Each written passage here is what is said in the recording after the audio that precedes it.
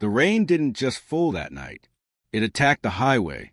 Sheets of water slammed into the asphalt, swallowing headlights, erasing lane lines, turning Interstate 40 into a tunnel of darkness and noise. Most drivers had already surrendered, pulled off, parked, waited. That was a smart move. But Jack Meadows had never been the kind of man who mistook patience for fear.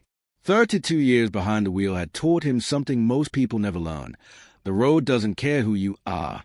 It rewards humility and punishes arrogance fast.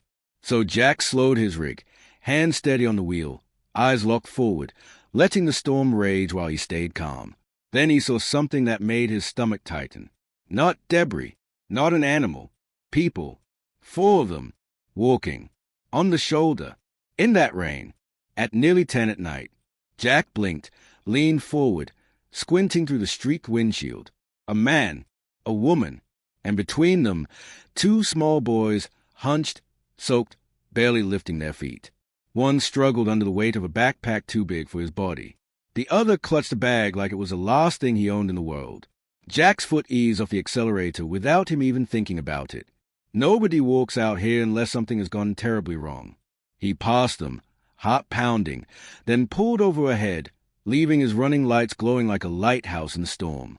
As he climbed down, the rain cut through his jacket, cold and sharp, soaking his jeans in seconds. The family stopped when they saw him approach. Up close, the situation was worse than it looked. The man stepped forward instinctively, putting himself between Jack and the others. Protective, defensive, exhausted. His denim jacket was dark with water, his jeans caked in mud. His eyes darted, calculating danger. The woman behind him looked like she was holding herself together by sheer will. Wet hair plastered to her face, arms tight around the boys. Her eyes met Jack's, and in them was fear, tangled with something else. Hope. The boys were shivering, lips faintly blue, trying to be brave, failing. Jack raised his hand slightly, keeping his distance. "Hey!" he called over the rain, voice calm. "You folks okay? You need help." The man hesitated. This was the moment where everything could go wrong. Accept help from a stranger, or keep walking into the storm with 2 freezing children. Seconds stretched. The rain roared louder. One of the boys coughed. And finally, the man spoke, his voice barely audible. We ran out of gas. Hours ago." Jack's chest tightened, because something about the way he said it told Jack this wasn't just bad luck. This was desperation. And Jack had a feeling that once he heard the full story, there would be no turning back. Jack nodded slowly, as if he already knew. "All right," he said, voice steady. "First thing, we're getting those kids out of this rain." The man stiffened. Suspicion flickered across his face.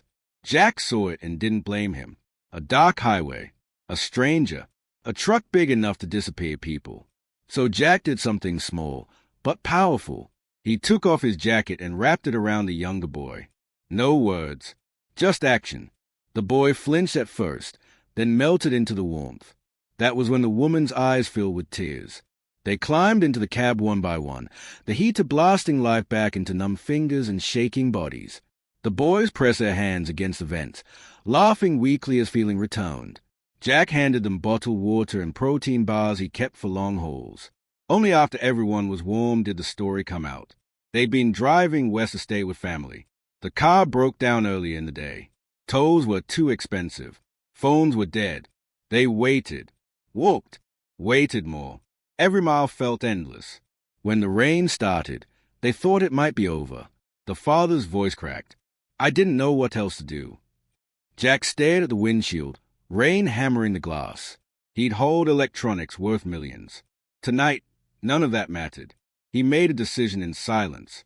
Jack rerouted, drove them 40 miles off course to the nearest town with motel and an open gas station, paid for the room, paid for fuel, even left money on the dresser while they weren't looking. When the father tried to refuse, Jack shook his head. "Someday," he said quietly, "you will be in a position to help someone else. That's how this works." The next morning, Jack pulled back onto the highway alone. The storm was gone, the sky clear, but his chest felt heavy, because he knew something most people never realize. On the road of life, You're not measured by how fast you get where you're going, but by who you stop for along the way. And somewhere out there, 4 people would remember a truck driver who chose humanity over schedule.